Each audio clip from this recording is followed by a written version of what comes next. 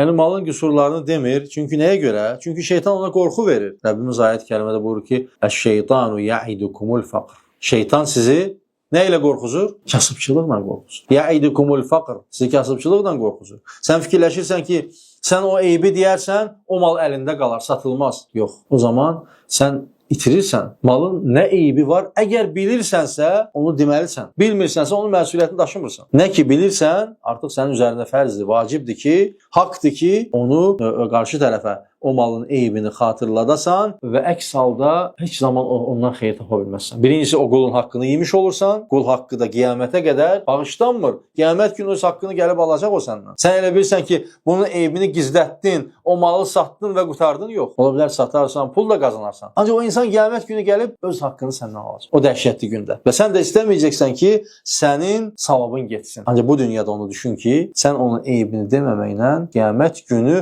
müflis ola bilərsən. Çünki ticarətçisən, gündə 100 dənə mal satırsan, 5 dənə, 10 dənə mal satırsan və hər dəfə belə etsən, yüzlərlə, minlərlə insan qiyamət günü gəlib öz haqqını alacaq səndən. Və sən də axırda nə olacaqsan? Müflis. Heç nəsiz Rəbbinin huzurunda qalacaqsan və cəhənnəmə getməyin səbəb olacaq. Ona görə bu dünyada düzgün düşün, ağıllı düşün, hər bir eybi çatdır. Hətta satılmasa belə. Sonra ən əsası da möhtərəm qardaşlar, o eybi gizlətdiyim, yalan danışdığı o malda heç bir xeyir, bərəkət ola bilməz. Ola bilər sən əlinə pul aldın, mal aldın, o zahirən sənə görsənir, çoxlu görsənir o pul sənə.